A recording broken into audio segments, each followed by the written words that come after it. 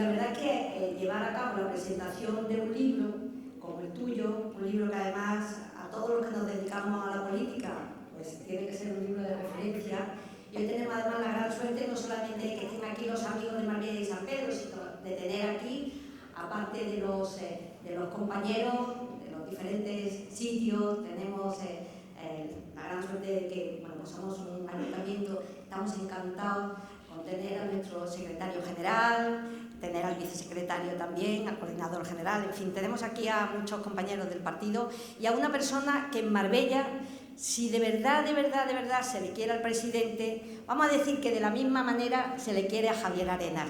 Y por lo tanto estamos encantados, querido Javier, de que estés con nosotros.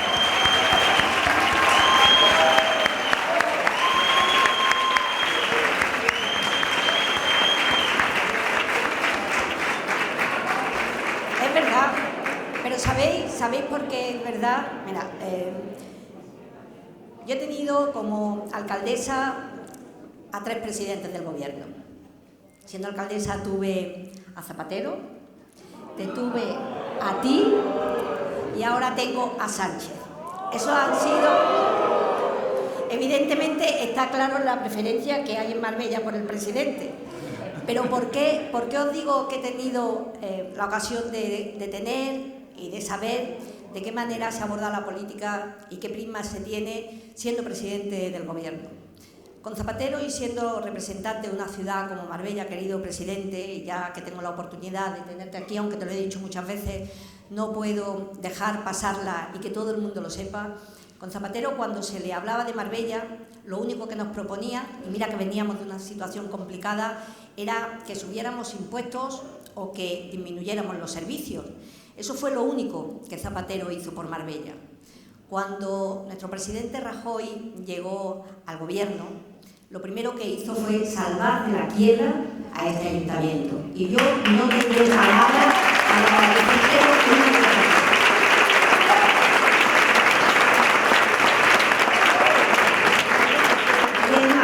Es más, hoy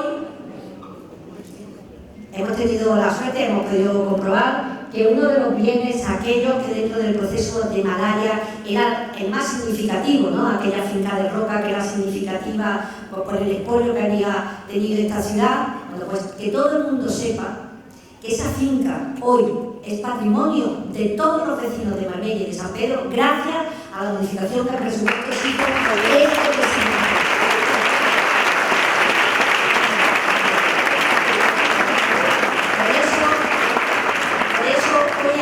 Hoy aquí yo podría hablar de todos tus éxitos de tu carrera a nivel académica, a nivel política, a nivel personal, pero la verdad es que el sentimiento de cariño y de agradecimiento que tenemos que tener contigo a lo largo de todos estos años, o sea, el que salvaras en una situación tan compleja, el que nos aplazaron la deuda, el que le dieras a Marbella la capacidad de poder reaccionar y de poder avalar ese nombre internacional que tenemos, es que eso te precede. Y por lo tanto, para mí, como yo decía, es un gran orgullo, primero, estar en un partido al cual tú has presidido durante tantos años y ahora además pues eres nuestro gran referente y tener la gran suerte de haber podido estar y trabajar a tu lado dentro de tu equipo.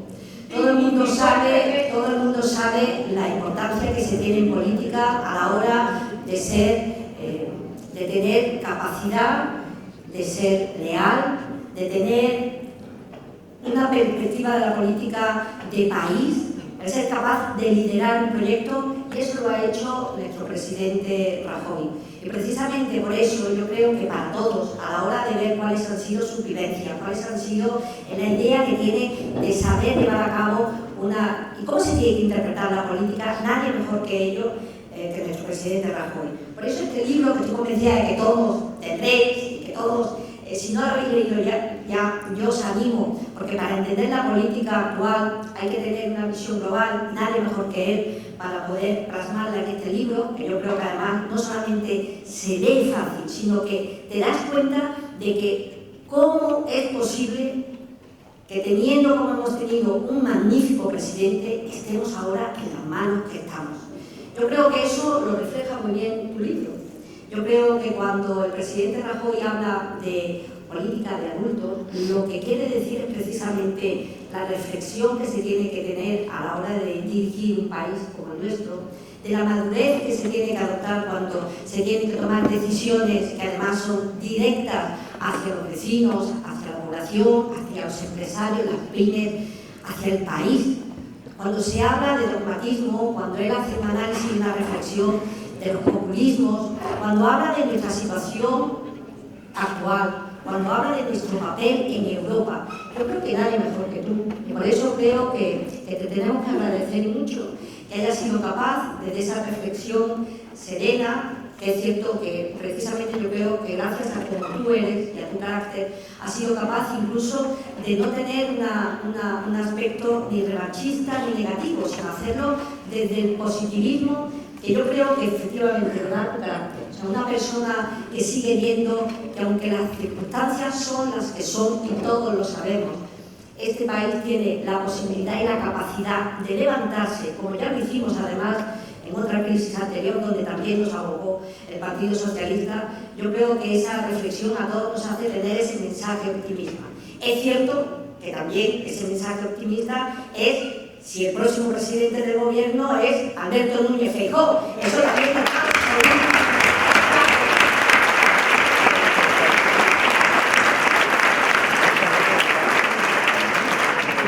Pero como decía, creo que es un buen momento, primero para trasladarte todo nuestro cariño, para que todos te oigamos y además valoremos mucho tus palabras y sobre todo para que seamos capaces de una reflexión serena, como él dice, una política para adultos, entre todos seamos capaces de ver que aunque las cosas están como están, las circunstancias no son precisamente las que más recomendaríamos que tuviéramos ni como país ni a nivel familiar, se puede cambiar. Yo creo que con un gobierno serio, con personas con pensamiento como nuestro presidente, como Mariano Rajoy, España es capaz de llegar a lo más alto, como ya lo hemos estado, y como estoy convencida que lo volveremos a estar. Así que mil gracias por estar en Marbella. Aquí tienes tu casa.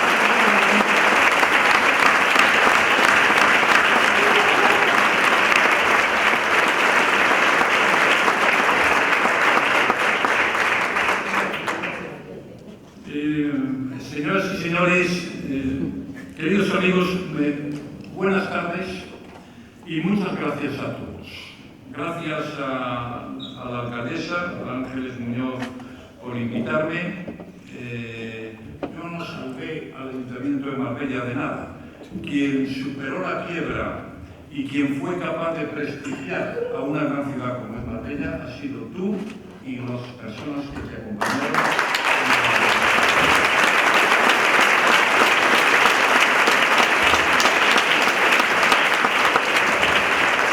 Puedes estar muy orgulloso.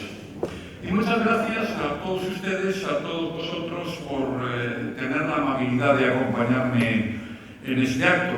Permítame que le dé las gracias de manera muy especial a los militantes del Partido Popular, entre otras cosas porque si no me hubieran apoyado, como siempre lo hicieron, pues este libro pues no existiría, no tendría nada que contar, ¿no? Y tampoco estaría aquí, y entonces no podría estar con ustedes, así que tengo que dar las gracias pues encarecidamente y con un entusiasmo fácilmente descriptible a todos los militantes del Partido Popular que tanto me ayudaron a lo largo de toda mi etapa política. Bien, yo voy a comenzar esta intervención que intentaré que no se alargue en exceso. Voy a comenzar explicando el título del libro, Política para adultos. Bueno, para dejar las cosas claras y para, en fin, evitar malas interpretaciones, aunque el que interpreta mal pues es exactamente igual lo que uno diga o deje de decir, pero bueno, cuando hablo de política para adultos yo no me refiero a la edad de nadie. Se puede ser joven y adulto, y yo conozco muchos, y se puede ser mayor y chisgarabis o infantil, y todos también conocemos mucho, pero no vamos a dar nombres porque hay veces en la vida que los detalles hay que dejarlos a un lado. Si yo no hiciera esta afirmación, pues además estaría tirando piedras contra mi propio tejado, porque yo empecé en política con 26 años, Era diputado del primer Parlamento de la historia de Galicia y luego, con 28 años, fui presidente de la Diputación en Pontevedra, ¿no? Y al menos, pues, intenté ser adulto. Seguro que cometí muchos errores, pero sin ánimo alguno de presumir, no hacía tantas tonterías como hacen esos en los que ustedes están pensando en estos momentos.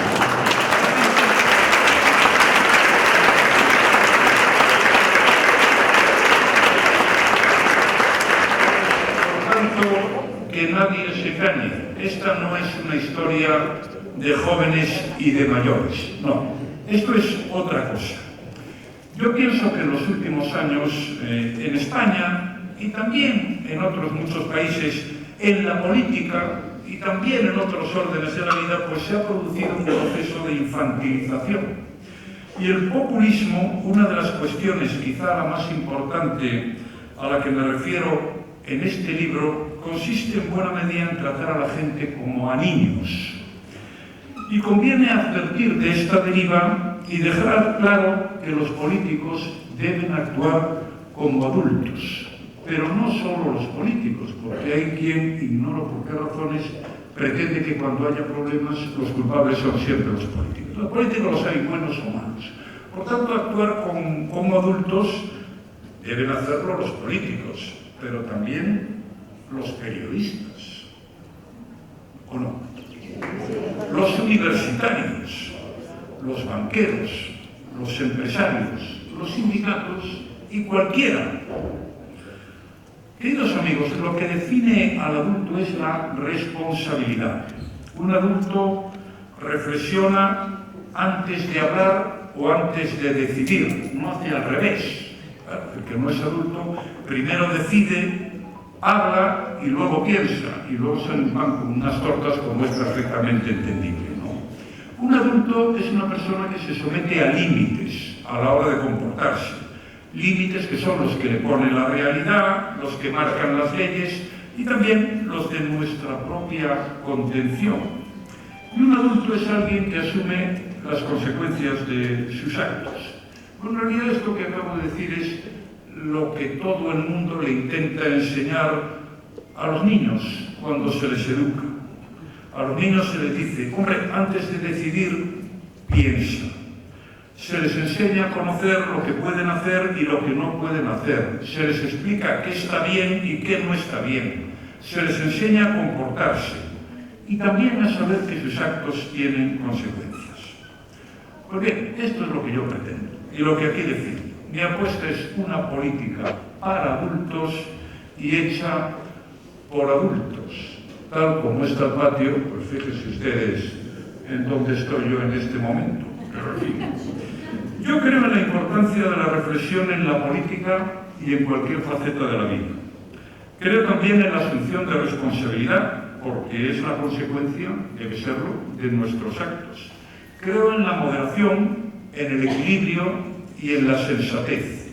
Pienso que es lo más saludable para la política y para la vida misma.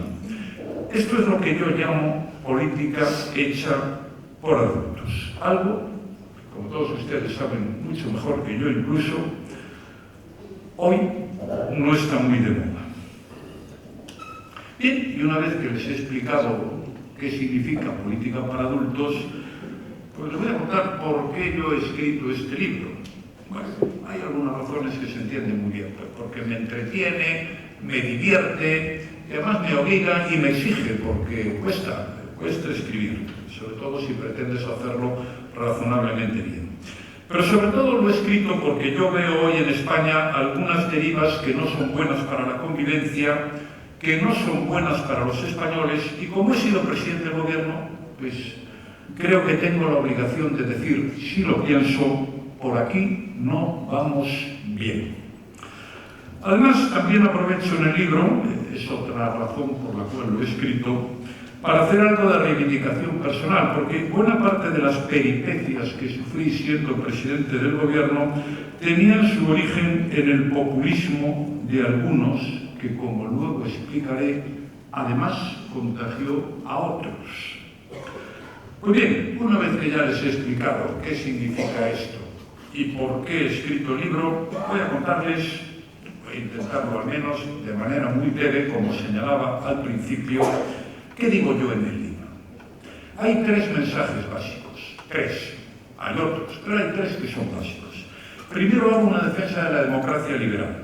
Como dijo Jean-François Revel, a quien cito en la introducción al capítulo primero, incluso escarnecida, la democracia se ha impuesto a todos como valor de referencia. Este es el primer mensaje.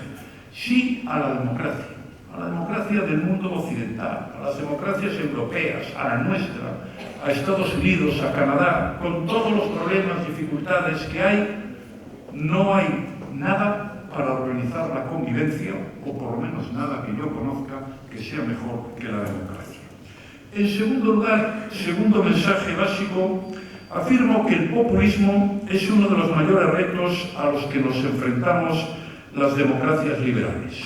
Vargas Llosa, premio Nobel, como saben, a quien también cito en la introducción al capítulo segundo de este libro, dice: el populismo es el camino de la autodestrucción de la democracia. Y en tercer lugar, tercer mensaje básico, explico qué deben hacer las democracias como la nuestra, y mi opinión, claro, para hacerse mejores y perdurar en el tiempo con la quiesencia de todos. Estas son las tres ideas básicas.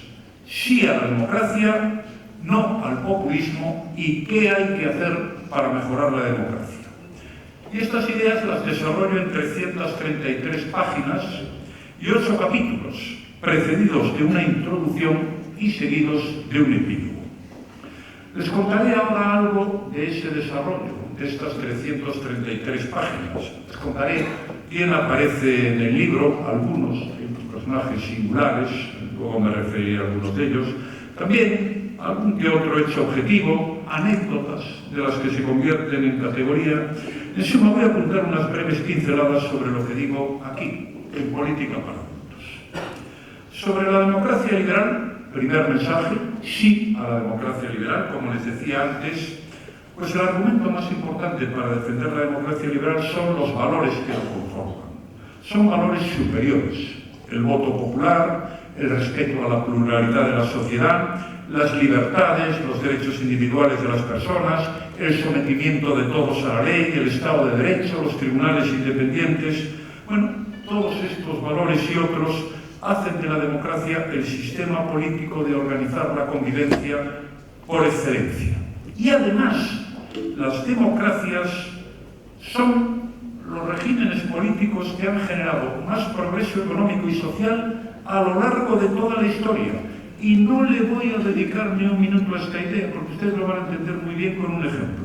Comparen lo que era hace años la Alemania Oriental, así se llamaba, y la Alemania Occidental. O comparen lo que ocurría hace años con los países de la llamada Europa del Este y lo que ocurría con los países de la Europa del Oeste. Por tanto, ni un minuto a este asunto. Las democracias suponen la defensa y aplicación de los mejores valores y son los regímenes políticos que generan más bienestar, más riqueza y más progreso económico y social. Pues bien, a pesar de esto, fíjense ustedes, todavía hay comunistas. Es algo verdaderamente notable que en el año siglo XXI todavía existan comunistas. Es verdad que se cambian de nombre, ¿no? Porque claro, nadie se atreve a ir a las elecciones. Yo soy del Partido Comunista. Son Izquierda Unida, Unidas Podemos, aquí creo que se llama Adelante Andalucía. Luego hay otra que circula por el gobierno y aparece mucho en los medios de comunicación, que también es comunista y es del Partido Comunista, y su programa es que va a hacer cosas chulísimas. Hacer cosas chulísimas. Cada uno con su tema. Lo que quiero decirles a ustedes es que el populismo merece una atención muy importante en mi libro. Son los capítulos 2, 3 y 4. Ahora voy a contarles algunas cosas sobre el populismo. Todas las digo aquí. El populismo puede considerarse, porque hay que definirlo, ¿no? Todo el mundo habla del populismo, ¿qué es esto? ¿Qué es esto? Bueno, pues puede considerarse una forma de hacer política, una estrategia, una técnica de marketing, incluso una mezcla de todo lo anterior. El populismo se presenta con caras distintas según los países y momentos. Puede ser de extrema izquierda, de extrema derecha o de extremo nada. Puro andamiaje propagandístico al servicio de un líder mesiánico. Puede carecer de ideología y de doctrina mínimamente elaboradas y poner el énfasis en algunas cuestiones u otras según convenga a sus intereses coyunturales. Digo también aquí que la vestimenta populista es muy variada. Lo mismo puede ser un millonario de Nueva York, alguno circuló por ahí, que un comunista español fascinado por las dictaduras tropicales, que un ultraderechista xenófobo centroeuropeo. Es gente diversa, con prioridades dispares, que predican soluciones habitualmente heterogéneas. No es tarea fácil de acertar con una definición que les abarque a todos, pero hay algunas características que son comunes a las distintas maneras que los populistas tienen de estar presentes en la vida pública. Yo le voy a explicar las características para que no se despisten ustedes. Pero ya, este es un populista, ya me dijo Rajoy cuáles eran las características. Bien, ¿quién es un populista? Primero, el que habla de la casta, no sé si recuerdan ustedes alguno que hablaba de la casta, o el que distingue entre ricos y pobres para enfrentar a la gente en lugar de hacer otras cosas que yo voy a proponer aquí.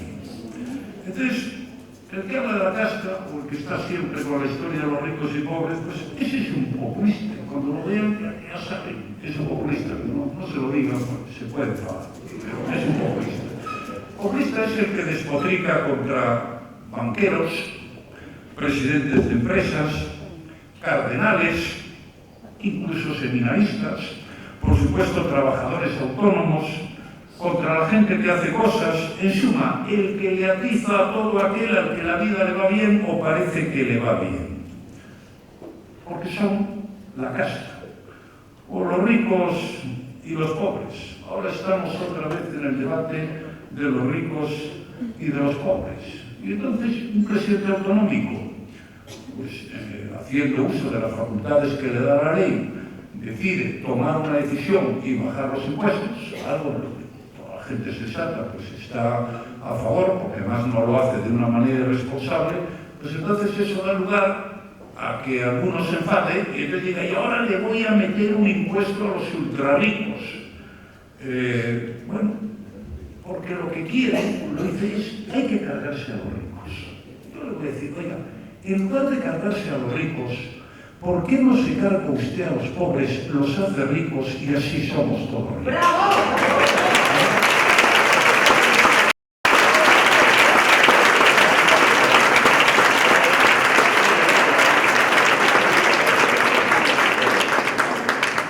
¿A qué viene esa demagogia barata si no es a dividir entre los españoles? Que es exactamente lo único que se pretende. Bien, el populista es el que está en la historia de ricos, pobres y la casta. Luego, también es populista, segunda característica, Adán. Adán es el de Adán y Eva. Adán es el que llega nuevo a la política o a cualquier sitio y entonces piensa que todo lo que se ha hecho antes de su advenimiento al mundo es una tontería y que no vale para absolutamente nada porque el listo es él y los anteriores son una colección de indocumentados. Pues bien, aquí hemos tenido algunos ejemplos muy significativos. Por cierto, jaleados y financiados muy irresponsablemente por algunos, pero no voy a entrar en detalles. Son los de la famosa nueva política que decían que aquello del bipartidismo pues no vale y que lo importante es que lleguen ellos. Bueno, ya ven dónde están ahora, tampoco voy a entrar en detalles y no digan ustedes que me refiero a nadie en concreto, aunque los tengo que saber. Bueno, de estos hay muchos. Están los antieuropeos, están los del Brexit, luego le hablaré de los del Brexit. Está la Antiorganización Mundial de Comercio, y luego aquí pues tenemos algunos, los que nos iban a regenerar a todos los que nos habíamos dedicado a la política, porque claro, todos los que llevamos en política en toda la etapa democrática, los últimos 40 años, pues evidentemente no teníamos la altura intelectual ni moral de estos alanes que aparecieron por la vida política española. Bueno, estos son los que abominan de la transición, porque es una tontería, como todo el mundo sabe, de la Constitución española, de la ley de amnistía, de la reconciliación, de los partidos tradicionales. Estos son los que solo lo que hacen ellos está bien, y los demás pues estamos de turistas. Ellos son como Adán, en suma, con ellos empieza todo. Bueno, ya tenemos a los ricos, a los de la casta y a los adanes. Tercera característica del populismo: la promesa de un futuro idílico. Bueno, estos llegan ahí y como son estupendos, pues lo que nos dicen es que cuando ellos lleguen todos seremos felices. No está mal, nadie quiere ser infeliz. Pero lo que hacen es infantilizar a la opinión pública porque le prometen un mundo feliz. Lo malo es que ese mundo pues no existe como ellos se lo habían planteado. Es un cuento de hadas, engañoso, donde no hay ni responsabilidad ni contención. Voy a ponerles solo un par de ejemplos para no meterme con demasiados. Los nacionalistas catalanes, ¿se acuerdan ustedes aquello del procés? Así se llamaba. Decían, pondremos en marcha el procés y vendrán miles de empresas a Cataluña. Decían, la gente no le parece mal, claro. Entraremos como nación independiente en la Unión Europea y lo haremos en un santiamén, un mundo feliz. Y lo más importante, Madrid, que es un concepto jurídico indeterminado, como saben, dejará de robarnos. El problema es que luego aparece algo que se llama la cruda realidad, de la que dijo Ortega y Gasset en su día lo siguiente: la realidad ignorada siempre prepara su venganza. Bueno, ¿y qué pasó? Hombre, que las empresas no vienen, sino que se fueron. Que Europa no solo no apoyó, sino que dice, oiga, hay que cumplir la ley, algo bastante razonable, por otra parte. Y que Madrid, pues, lo que tuvo que hacer fue pagar a los proveedores de las administraciones públicas catalanas, también a otras, pero la mayoría eran de las administraciones públicas catalanas, y poner en marcha un fondo de liquidez autonómico, que así se llamaba, un nombre muy técnico, porque estaban en quiebra. Otro caso llamativo del populismo es el Brexit. Con el Brexit, la salida de la Unión Europea, el Reino Unido se iba a convertir en el paraíso terrenal. Escuchar a los que estaban a favor del Brexit era algo verdaderamente notable. Decía, oye, qué estupendo va a ser esto. Lo que pasa es que yo creo que de momento están más cerca del infierno que del paraíso, y desde luego están muy lejos del cielo, porque ya me gustaría a mí saber cómo van a resolver el problema de Irlanda del Norte, cómo va a ir evolucionando su economía, qué van a hacer con la falta de mano de obra, etcétera, etcétera. Podría darles otros ejemplos, me voy a dar uno más, si no, además es el de estos que decíamos, el de Unidas Podemos, en otro sitio Mareas, aquí por Andalucía o adelante de Andalucía, cosas chulísimas. Bueno, pues estos prometieron el oro y el moro. ¿Y qué aportaron a la gobernabilidad de España? Sin ánimo de molestar, yo creo que aportaron cultura de consensos, división, polarización, líos en el gobierno, legislaciones como estas últimas aprobadas hace nada en el Congreso, la del sí o sí, los derechos de los animales. Esto es algo verdaderamente notable. Bueno, vamos a ver si son compatibles con los nuestros. Y luego también lo de niños, niñas, niñes, asunto al que luego le dedicaré un tiempo.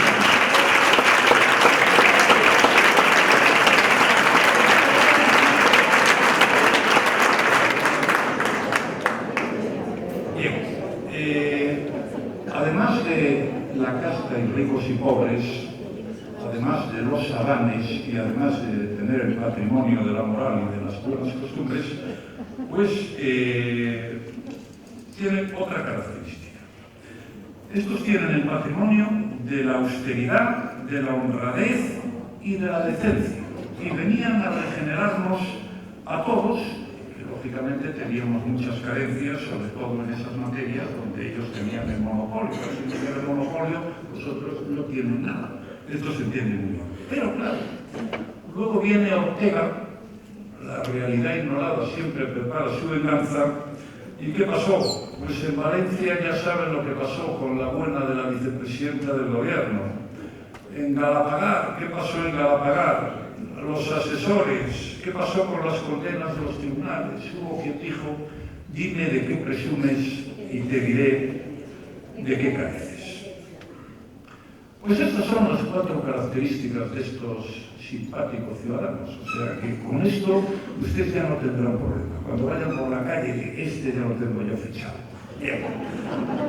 También en este capítulo dedicado al populismo hablo de algunos populistas de pro. El más importante era Perón. Este es un ciudadano que llegó un día a la presidencia de la República Argentina. Argentina era la 6ª o la 7ª economía del mundo y ahora es la 75. No han levantado cabeza desde la llegada de este ciudadano, que ha tenido luego muchos discípulos.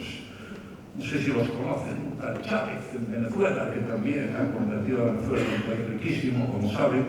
Maduro, un intelectual de alto nivel. Ortega, me refiero al de Nicaragua. Luego, Varoufakis o Tsipras. Tsipras era el primer ministro griego al que la Unión Europea le dijo que convendría que tuviera las cuentas en orden para no pensar y generar más problemas de los que ya había creado el gobierno griego. Entonces decidió que él se iba a enfrentar a la Unión Europea. Y yo recuerdo que se lo dije, no sé por qué lo dije, y yo no me pelearía con la Unión Europea. Y dice, ¿por qué? Es que no puedes ganar, es que te van a ganar seguro. Es que si la Unión Europea, tú le ganas a la Unión Europea desaparece, y es que es inviable. Yo no me metería, conviene elegir bien a los enemigos también, a los enemigos también. Bien.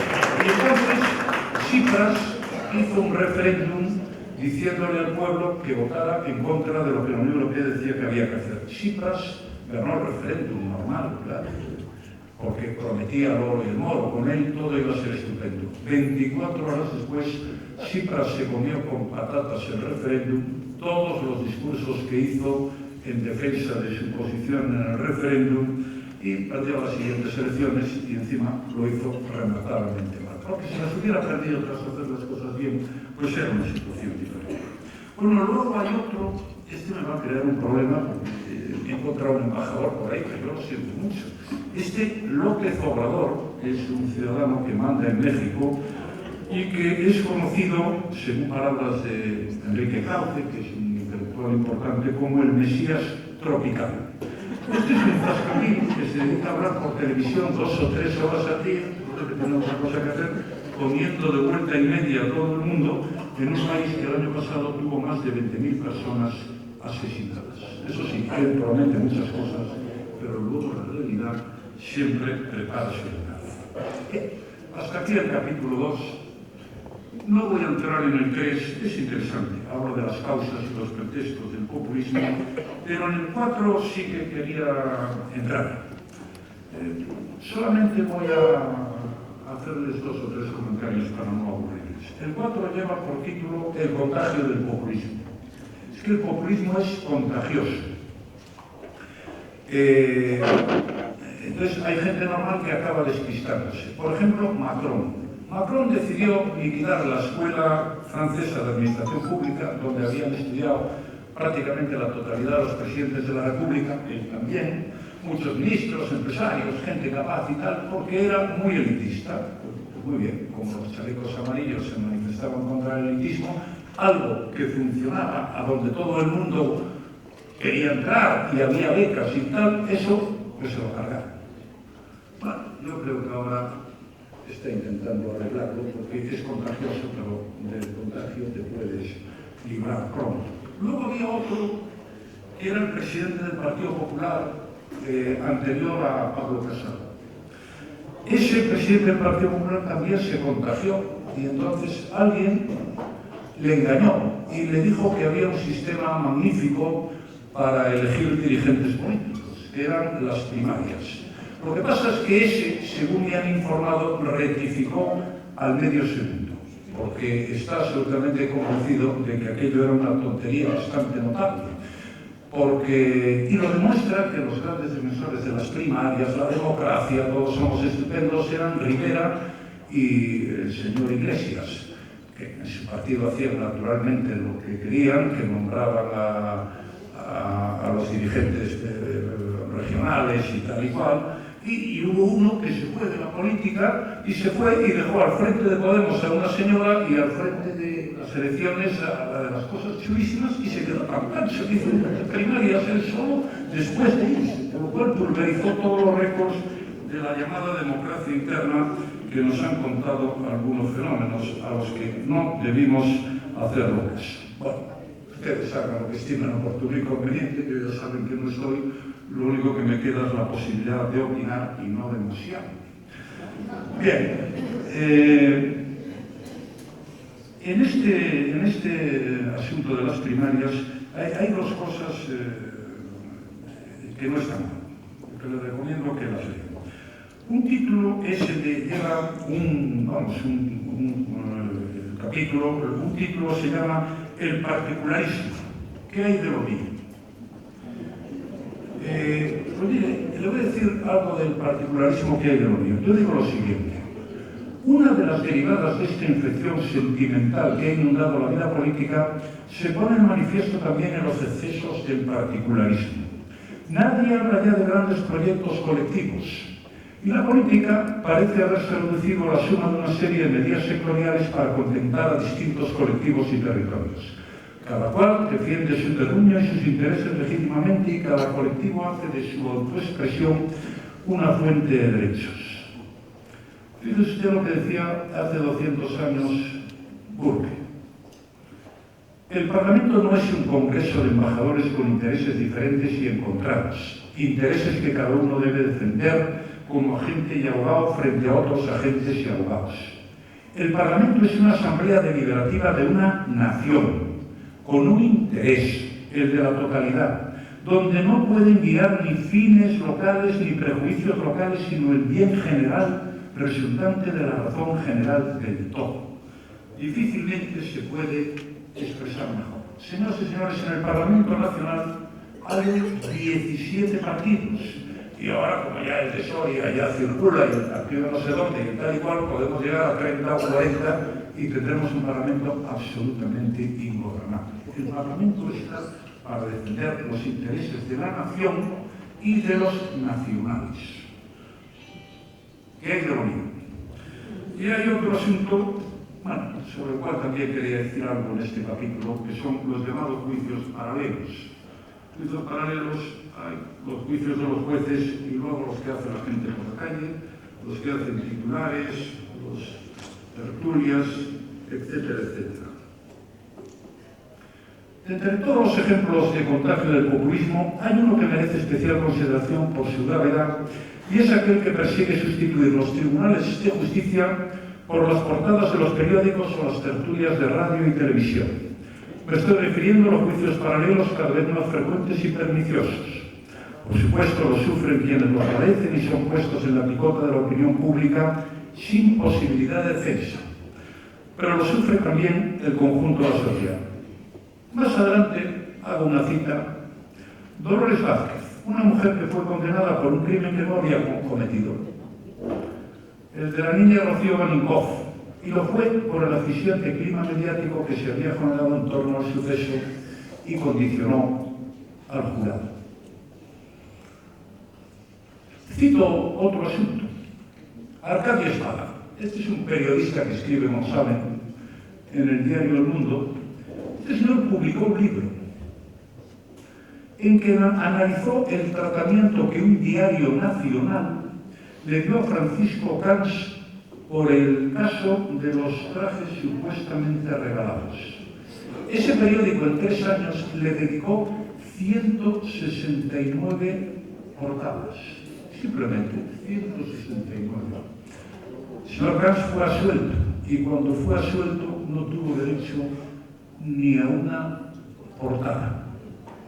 Por eso, porque me parece profundamente injusto, pues me ha parecido razonable contarles algo de esto. Resumo, sí a la democracia, no al populismo, y entro ahora en la tercera parte de mi intervención. ¿Qué creo yo que hay que hacer? Voy a ver si soy capaz de resumir, para mejorar la democracia y para acabar con el populismo. El primer capítulo es instituciones más fuertes, Estado de Derecho más sólido. Creo que hay que hacerlo. ¿De qué hablo hoy? Simplemente lo apunto. Defiendo la monarquía. Defiendo al rey Juan Carlos, que no es lo mismo.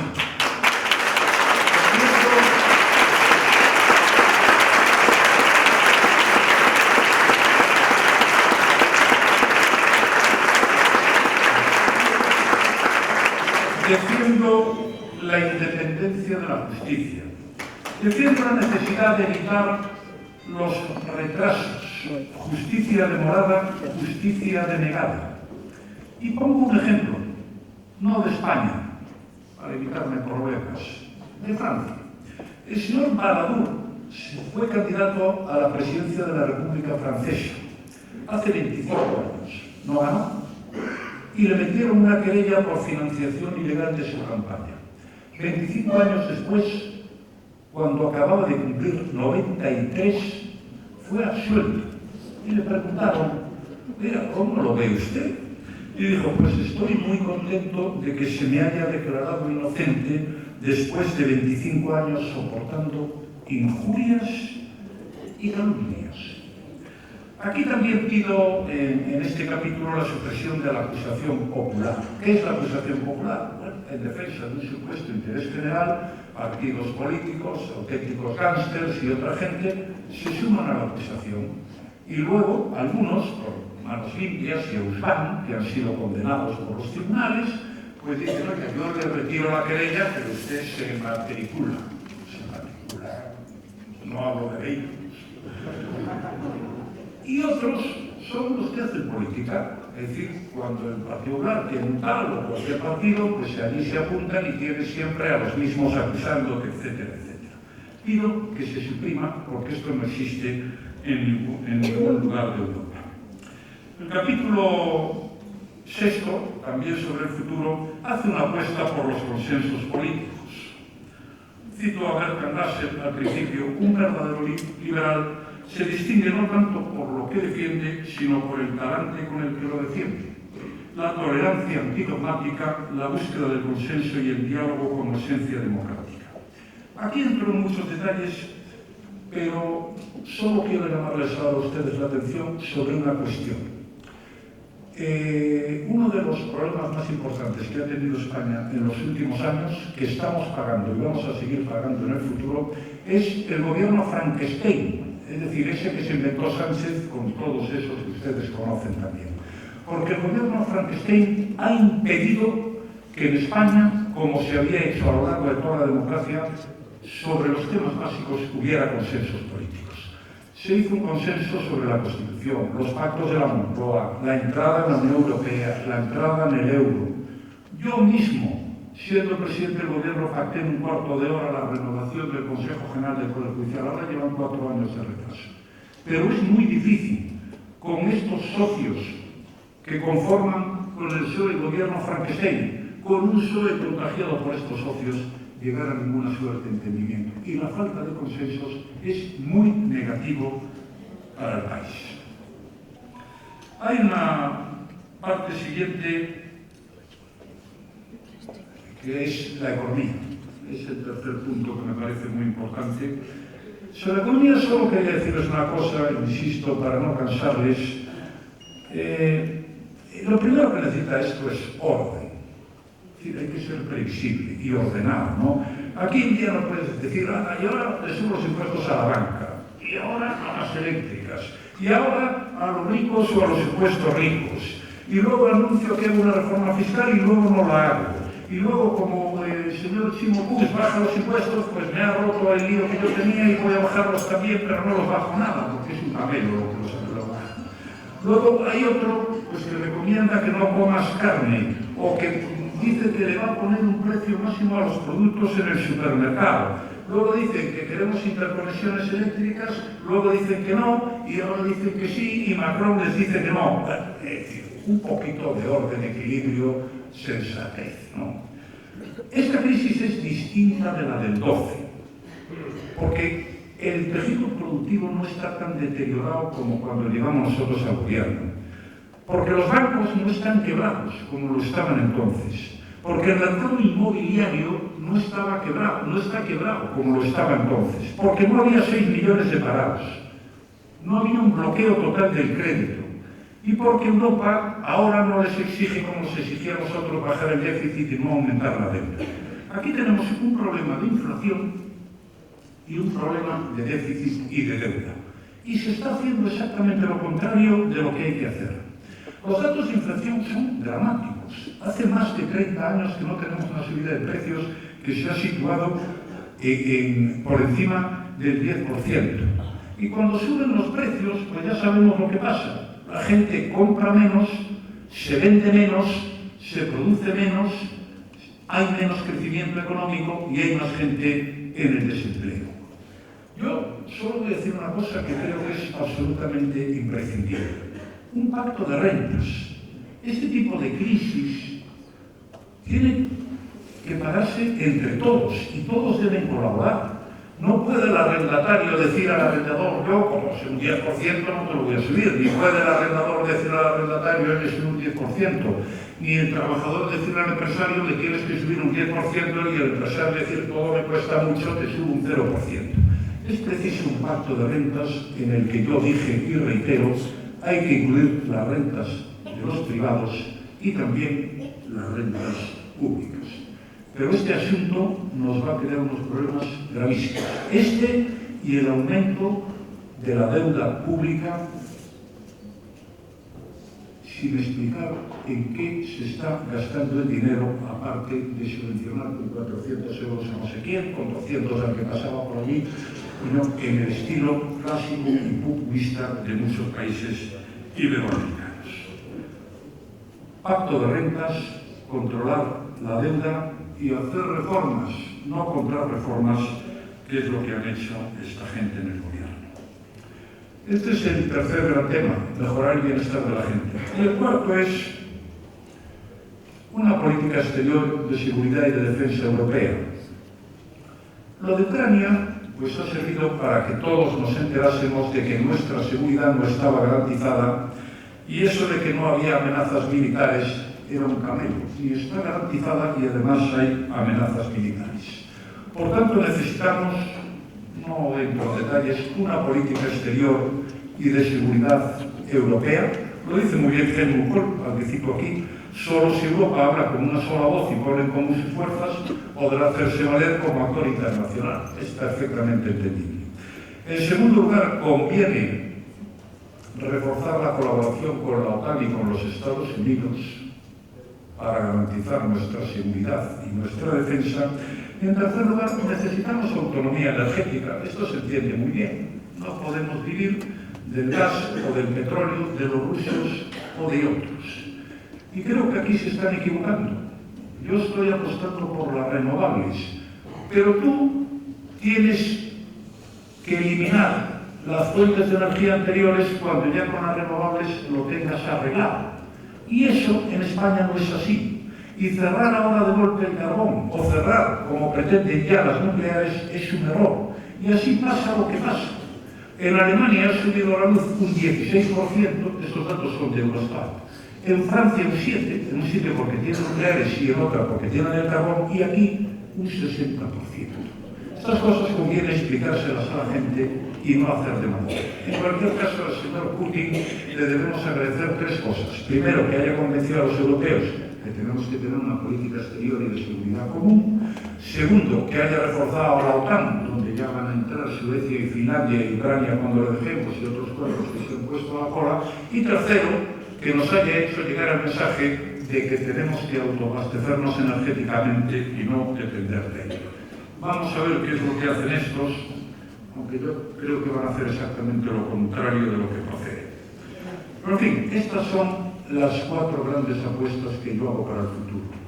Reforzar el Estado de Derecho, los grandes consensos de los grandes temas generales, el bienestar de las personas, que es lo que quieren, y una política europea de sentido común.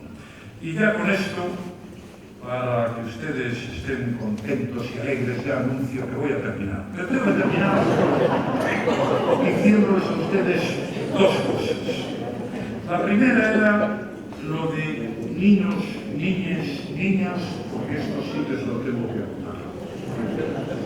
En expresión de cosas chulísimas, autoridades y autoridadas. ¿Saben ustedes que yo llegue aquí y diga autoridades y autoridades?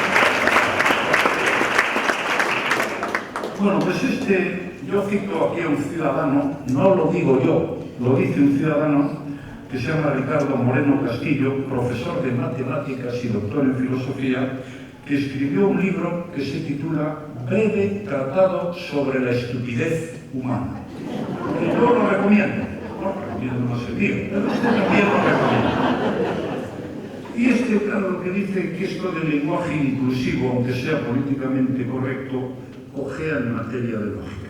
Escuchen, dice él, decimos las atletas y los atletas, y no las atletas y los atletos.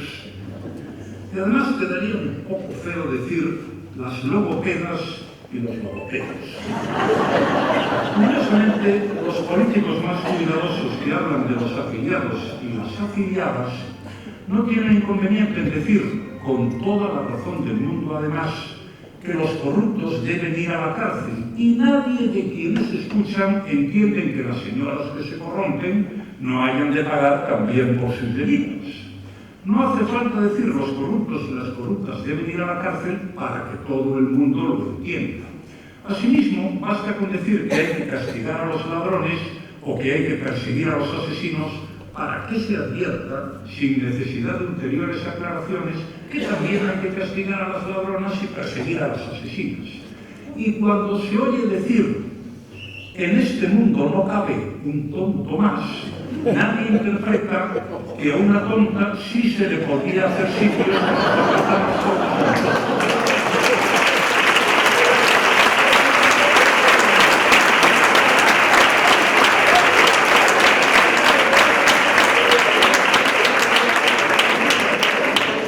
es que conviene tomarse a la gente en serio, que tampoco es tan difícil. Y ya termino. Ahora sí. A pesar de todo esto que les he contado, yo soy optimista. Y lo digo en el epílogo. Por tres razones. La primera porque España es un país que ha demostrado a lo largo de su historia que ante las dificultades se crece y ha sabido salir adelante. A veces ha costado mucho y han quedado secuelas. Pero los españoles hemos demostrado ya algunas veces en nuestra historia quiénes somos. En segundo lugar, tengo que ser optimista porque creo que a la vista de algunas cosas que el autor de este libro dice en él mismo, pues podemos ser optimistas. Fíjese lo que dice. En 2014, Pablo Iglesias afirmaba que el régimen del 78, con su rey, sus pactos de la Moncloa, sus bases de la OTAN, su constitución y su innegable consenso entre buena parte de la población está hoy en crisis. Bueno, esto lo dijo en el 14 y hoy pues, podemos ver que Iglesias ha abandonado la política activa, seguimos teniendo rey, la constitución sigue en vigor, las bases en las que están los soldados estadounidenses no han cambiado de emplazamiento, bueno, lo único que se ha estropeado un poco es el consenso, como he dicho antes, por razón del gobierno Frankenstein, pero bueno, eso lo arreglaremos pronto, como decía la alcaldesa en su brillante intervención inicial. Y hay una tercera razón por la que yo les recomiendo a todos ustedes que sean optimistas. Esto lo dijo Churchill. Churchill tenía la suerte de que cuando aparecía una frase brillante, la hubiera dicho él o no, se le atribuían a él. Por tanto, bueno, como dicen que la dijo él, si él no la dijo, me la atribuyo yo. Soy optimista porque no parece de mucha utilidad ser cualquier otra cosa. Muchas gracias.